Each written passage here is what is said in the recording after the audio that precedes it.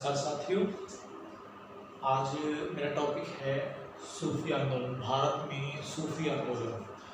तो अब इससे पहले मैंने लास्ट लेक्चर में बाद में भक्ति आंदोलन बताया था, तो अब नेक्स्ट लेक्चर है मेरा सूफी आंदोलन। ठीक है, तो इसमें देखो कि जो सूफी है, सबसे पहले तो हम सूफी का देखें। सूफी शब्द है क्या?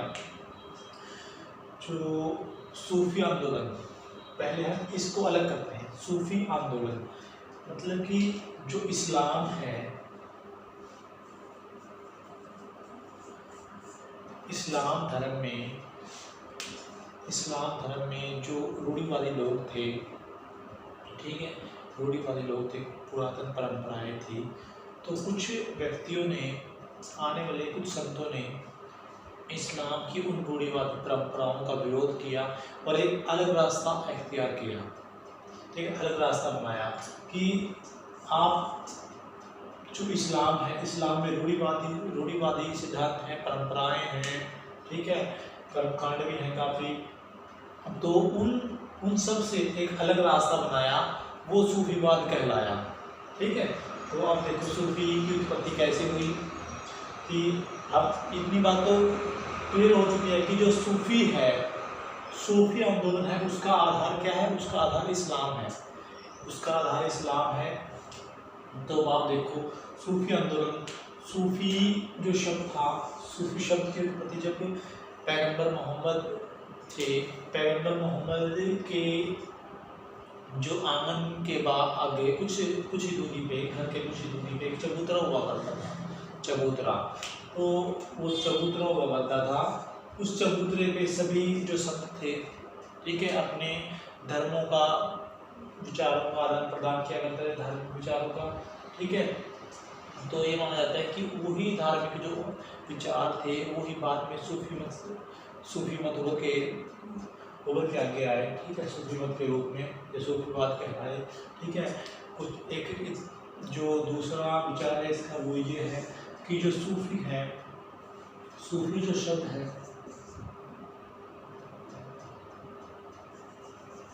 जो सूफी शब्द है, सूफी शब्द निर्जनता का प्रतीक है कि कुछ संत ऐसे थे जो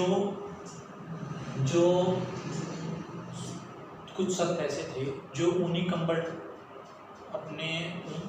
पहनते थे, क्योंकि जो उर्दू उसमें देखे तो जो सूफी शब्द है, सूफी शब्द का मीनिंग यही है कि ऊनी वस्त्र। ठीक है, कुछ ऐसे लोग थे, ऐसे संत थे, लोग तो नहीं कह सकते हम, संत, ऐसे संत थे जो ऊनी वस्त्र पहनते थे।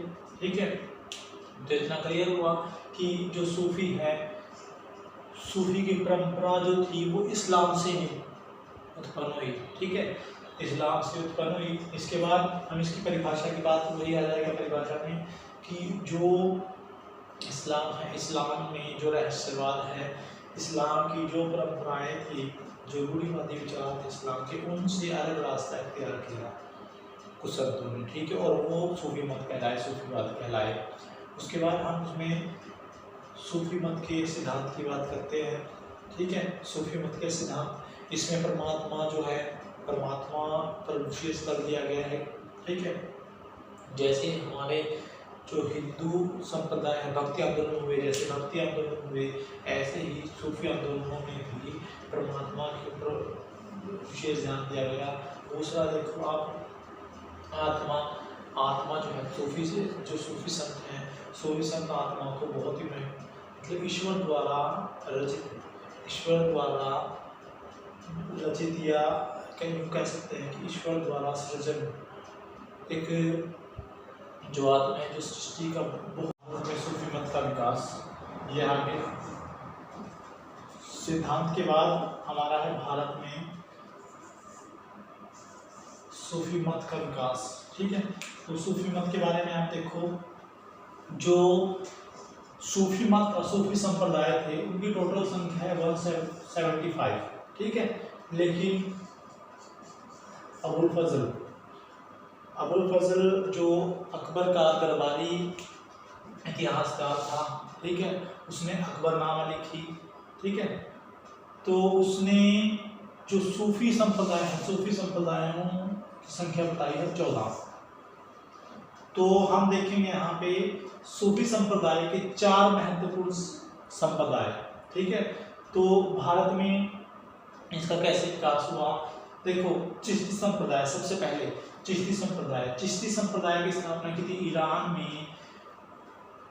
उस्मान हारूनी जो थे, एक संत थे, उन्होंने ईरान में इसकी स्थापना की थी, ठीक है। उसके बाद जो भारत में इसकी स्थापना किसने की थी, भारत में इसकी स्थापना मोइनुद्दीन चिश्ती ने की थी। ये वही मोइनुद्दीन चिश्ती थे जो मोहम्मद गोरी के साथ भारत में आए थे, ठीक है। इन्होंने चिश्ती संप्रदाय की स्थापना की, बहुत ही पॉपुलर संप्रदाय रहा है, ठीक है। इसमें योग को महत्वपूर्ण स्थान दिया गया, संगीत को महत्वपूर्ण स्थान दिया गया कि संगीत के द्वारा आप ईश्वर की प्राप्ति कर सकते हो, ठीक है।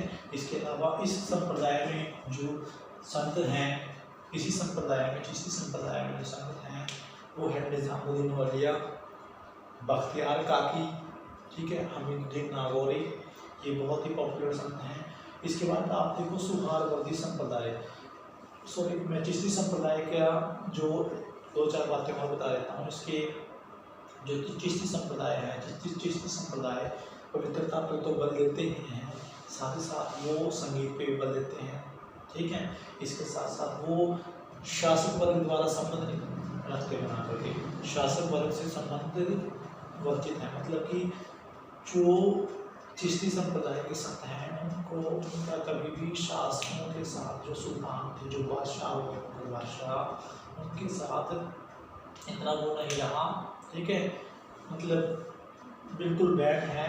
उसके बाद सुहारवर्दी संप्रदाय इसके अपोजिट है। अपोजिट कैसे कि इसकी स्थापना की थी शेख बहाउद्दीन जकारिया ने, ठीक है।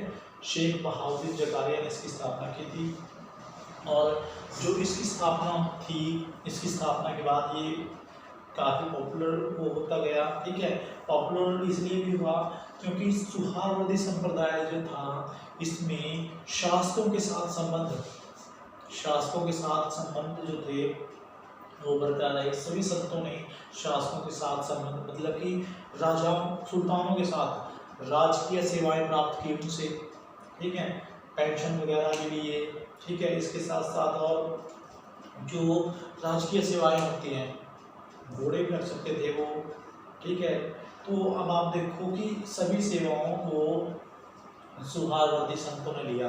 इन संतों का मानना था कि जो संत है, जो धन यदि हाथ में है, ठीक है, तो औषधि के समान है, ठीक है, हम कुछ भी कर सकते हैं धन से।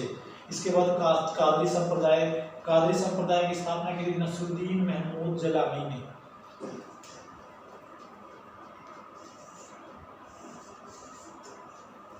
नासिरुद्दीन महमूद जलानी। इसके बाद नक्शबंदी संप्रदाय ये महत्वपूर्ण संप्रदाय है। नक्शबंदी संप्रदाय की स्थापना की थी बहाउद्दीन नक्शबंदी ने, ठीक है। बहाउद्दीन नक्शबंदी के बाद जो इसको भारत में आगे बढ़ाया वो थे ख्वाजा बाकी बिल्ला, ठीक है, ख्वाजा बाकी बिल्ला। और ख्वाजा बाकी बिल्ला के बाद इस संप्रदाय को भारत में और आगे बढ़ाया अहमद फारूकी शरीदी। अब इसमें देखो नक्शबंदी संप्रदाय के जो उद्देश्य थे वो क्या थे, इस्लाम की खोई हुई प्रतिष्ठा को लौटाना। इवन मैंने जैसा आपको पहले बताया था कि जो सूफी आंदोलन है, सूफी आंदोलन का मूल आधार क्या है, इस्लाम, ठीक है। इन्होंने लेकिन इस्लाम से अलग रास्ता चुना कि इस्लाम में धार्मिक कट्टरता है, कर्मकांड है, उनसे अलग रास्ता चुना। तो ये इनका नक्शबंदी जो संत थे, इनका मानना यह था कि इस्लाम की जो खोई हुई प्रतिष्ठा है उसको वापस लौटाया जाए, कैसे प्राप्त किया जाए। और इसके साथ साथ ही हदीस, शरीयत, कुरान, ठीक है, इनके नियमों का पालन कैसे करवाया जाए जनता से। इवन ये महत्वपूर्ण इसलिए है क्योंकि अहमद फारूकी शरीदी के जो शिष्य थे वो थे जहांगीर, मुगल बादशाह जहांगीर, ठीक है। इसके बाद अब आप देखो सांप्रदायिक वर्ग, सूफी मत के विकास के बाद भारतीय समाज को सूफी मत की भूमिका, ठीक है। भारतीय समाज में सूफी मत की भूमिका क्या थी, तो भारतीय समाज में सूफी मत की भूमिका मैं बता देता हूँ आपको कि जो सूफी मत है, सूफी मत की जो भाषा थी वो क्या थी, उर्दू। ठीक है, उर्दू भाषाओं से क्या हुआ और क्षेत्रीय भाषाओं का जन्म हुआ। जैसे पंजाबी बुल्ले शाह जो थे, उन्होंने पंजाबी भाषा में अपने जो कविताएं लिखी। ठीक है, इसके साथ साथ जो सूफी संत थे, सूफी संतों ने जो भारतीय लोग थे उनके मानवीय मूल्यों को समझा। ठीक है, मानवीय मूल्यों को समझने से हिंदू मुस्लिम एक हुए। कैसे कि जैसे आप देखो, भारत में तुर्क आक्रमण हुए, भारत में तुर्क आक्रमण के साथ क्या हुआ कि जो भारतीय लोग थे, वो तुर्कों के बर्बरता, तुर्कों द्वारा की गई बर्बरता, ठीक है, और इसके साथ साथ ही अन्यायपूर्ण व्यवहार, ठीक है, उससे वो एक खौफ के माहौल में जी रहे थे कि इस्लाम धर्म ऐसा है। लेकिन सूफी मत के उदय से क्या हुआ, जो लोग थे, लोगों को इस्लाम धर्म को समझने का मौका मिला। इस्लाम और जो हिंदू धर्म थे वो नज़दीक आए, नज़दीकियाँ बढ़ी। नाम देखो आगे तक इस्लाम हिंदू मुस्लिम काफ़ी आगे तक चलते हैं। ठीक है, इसके बाद क्या, इसके साथ साथ क्या हुआ, जो सूफी संत थे, सूफी संतों ने भारतीय विशेषताओं को अपनाया। जैसे संगीत धर्म, जाति प्रथा, जो भक्ति संतों के द्वारा जो मुख्य बातें की गई थी, वही कुछ सूफी संप्रदायों द्वारा उन बातों को शामिल किया गया। ठीक है, ये काफ़ी वो प्रभाव थे। इसके अलावा और बहुत से प्रभाव पड़े, वो सभी आगे रेवोल्यूशन केवल इतना ही होता है, बेसिस है बिल्कुल कोई वो नहीं है। कुल मिला के बात यह है, सूफी जो आंदोलन थे, सूफी मत था, सूफी जो संप्रदाय हैं थे सभी, उनका मूल आधार क्या था, इस्लाम।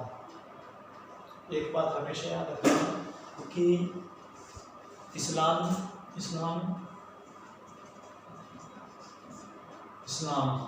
का जो रास्ता था, लेकिन इसी इस्लाम को